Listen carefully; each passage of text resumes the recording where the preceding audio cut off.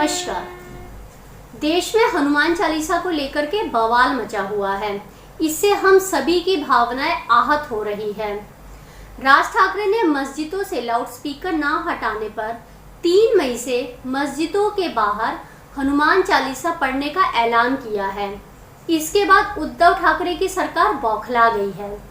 शनिवार को महाराष्ट्र की एक सांसद नवनीत राणा और उनके विधायक पति को मुंबई पुलिस ने हिरासत में ले लिया है। इससे पहले शिवसेना के कार्यकर्ताओं ने इनके घर के सामने जमकर बवाल काटा। इन दोनों का जुर्म सिर्फ इतना था कि इन्होंने मातोश्री के सामने हनुमान चालीसा पढ़ने का ऐलान किया था। इतना घमंड, इतना गुरूर किस बात का? यह घमंड और गुरूर देखकर मुझे इतिहास याद आ गया। वही इतिहास जिसे शायद उद्धव ठाकरे नहीं जानते। अगर जानते तो हनुमान चालीसा पढ़ने का विरोध करने की हिम्मत नहीं करते। आप सबको जानकर हैरानी होगी कि तुलसीदास जी ने रामचरितमानस की जब रचना की थी तब मुगलों का भारत पर कब्जा था। हर तरफ से भारतीय मायूस थे, मगर रामचरितमानस के लिखे जाते ही पूरे भारत में ये लोकप्रिय हो गया और लोग दिन रात रामचरितमानस पढ़ने लगे और उनका सोया हुआ स्वाभिमान जागने लगा।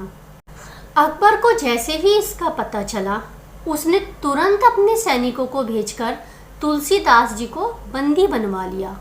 तुलसीदास जी से वह रामचरितमानस में लिखे प्रसंगों को झूठा बताने का दबाव बनाने लगा, मगर तुलसीदास जी तो राम भक्त थे, वह अकबर से भला कैसे डरते? सो उन्होंने अकबर को कह दिया, होई है वही जो राम में रची राखा। अकबर, राम ने चाहा है तभी तुमने मुझे बंदी बनवाया है और इसके पीछे भी उनका कोई ना कोई प्रयोजन होगा।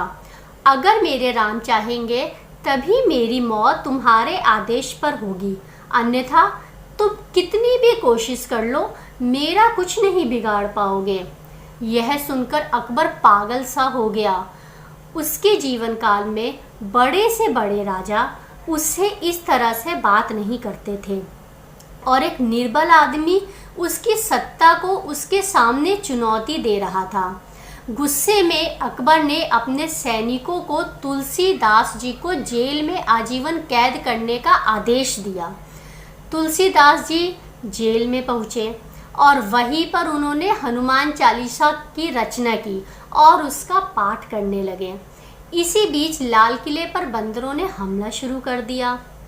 स्थिति यह हो गई कि अकबर के सैनिक तो दूर, खुद अकबर भी लाल किले से बाहर निकलने में घबराने लगा। अकबर ने मंत्रियों की एक बैठक बुलाई। तब किसी मंत्री ने कहा, यह सब तुलसीदास को बंदी बनाने के बाद से शुरू हुआ है, उसे छोड़ देना ही उचित होगा। कहीं ऐसा ना हो कि लंका की तरह लाल किला भी जलकर भस्म हो जाए।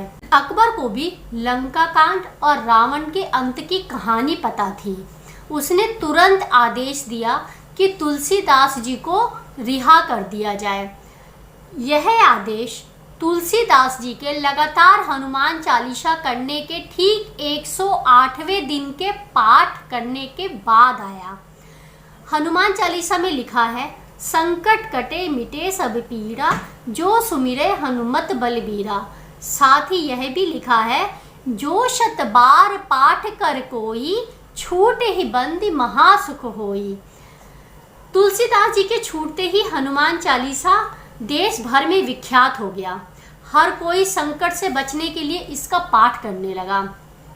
यह आज तक लोगों के हनुमान जी पर विश्वास और श्रद्धा का प्रतीक बना हुआ है।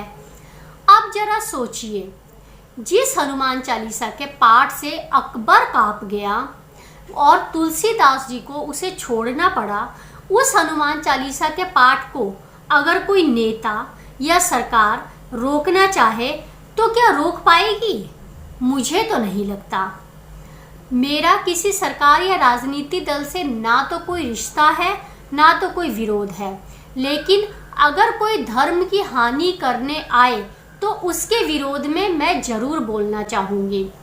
बाकी धर्म की रक्षा के लिए तो स्वयं विष्णु भगवान ही तत्पर रहते हैं, इसलिए तो उन्होंने गीता में लिखा है, यदा यदा ही धर्मस्य ग्लानिर्भवति भारतः अभ्युत्थानं धर्मस्य तदात्मानं सृजाम्यहम्।